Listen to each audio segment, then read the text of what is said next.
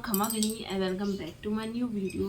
तो ये वाला वीडियो आप लोगों के लिए बहुत हेल्पफुल हो सकता है, स्पेशली वो न्यू मॉम या जो फर्स्ट टाइम मॉम बनी है उनके लिए कि जब से न्यू मॉम होते हैं तो हमें पता नहीं होता, बच्चा भी कुछ बोल नहीं पाता कि इसको क्या प्रॉब्लम है क्या नहीं प्रॉब्लम है।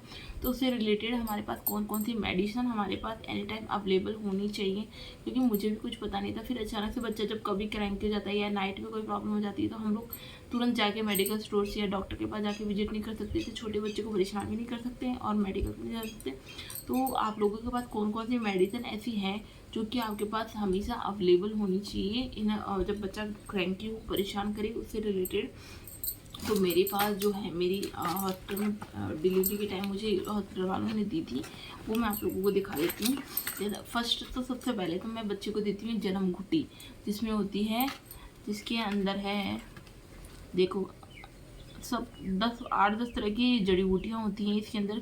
जैसे कि हमारे दादी नानी जो घिस के दिया करती थी हमें घूटियाँ, वो वैसी होती हैं, बट ये लिक्विड फॉर्म में है। और ये मैं थोड़ा गुनगुना पानी लेती हूँ 5 ml, और 5 ml पानी दवाई लेती हूँ और फिर मिक्स करके दिन में एक बार अपने बेबी को देती हूँ। तो उससे क्या है, इसके पेट में जो भी गैस बनती है या कोई प्रॉब्लम होती है, पेट दुख रहा तो कोई भी दिक्कत हो ना, तो वो सही हो जाती है। ये मुझे डॉक्टर ने रिकमेंड नहीं की है, बट मैंने अपने फर्स्ट बेबी के टाइम इसको बहुत अच्छे से यूज़ किया है, मुझे कोई प्रॉब्लम कोई इशू नहीं हुआ। तो इसलिए मैं सेकेंड प्रेगनेंसी में भी इसको सेकेंड बेबी के टाइम पे भी इसको बहुत अच्छे से यूज कर रही हूँ।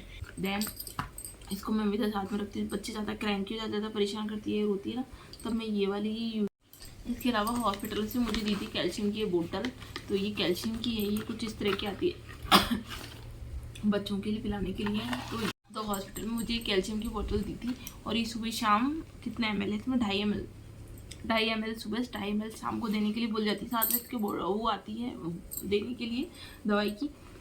तो ये 2.5 ml मैं सुबह देती हूँ, 2.5 ml शाम को देती हूँ। और ये कैल्शियम कितनी है, कई लोग जिनके बच्चे मिट्टी खाते हैं या दीवार का चूना उतार के खा लेते हैं या ऐसा कोई चौक पेंसिल वगैरह कुछ खाते हैं ना, तो उनको उनके लिए भी रिकमेंड होती है कि आप कैल्शियम दे बच्चों को।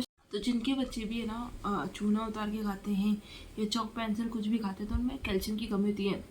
मतलब प्रेगनेंसी जर्नी में इसलिए तो बोला जाता है कि आप आयरन और कैल्शियम की टेबलेट लें ताकि आपके बच्चे में कोई कमी नहीं। बट कई लेडीज ये कैल्शियम की टेबलेट कैल्शियम की दवाई डॉक्टर प्रेफर करते हैं। दैन इसके अलावा है मेरे पास ये एक विटामिन D3, ये बच्चों को साल भर तक देनी चाहिए। पूरे डे में इसमें लिखा हुआ है 0.5 ml देनी चाहिए, और कभी भी दिन में एक टाइम इसको देना होता है, और ये 1 साल तक बच्चों को कम से कम देनी ही चाहिए। तो ये डॉक्टर रिकमेंड करते हैं हमेशा, तो ये भी होनी चाहिए आपके पास में।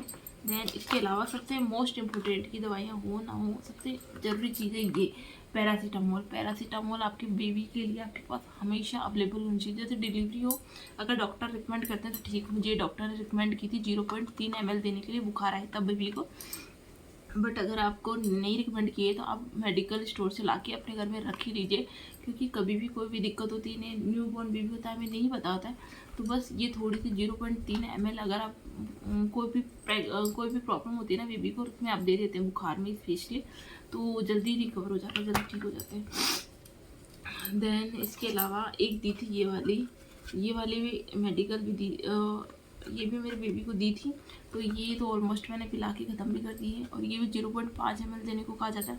तो ये कुछ मेडिसिन है जो कि मेरे पास है, मेरी बेबी के लिए डॉक्टर ने मुझे रिकमेंड की थी, तो वो सारी हैं। तो मैं भी अभी जब बेबी को 1.5 महीने का टीका लगा तो बुखार के लिए मैं कोई और दवाई नहीं लाई, ये पैरासीटामोल की मेरे पास थी, तो मैंने यही 0.3 ml उसको सुबह दी थी, ये 0.3 ml शाम को दे दी थी, और सबसे बहुत आराम रहा है, बहुत रिलैक्स रहा है बेबी, उसको कोई प्रॉब्लम नहीं हुई है इन सबसे।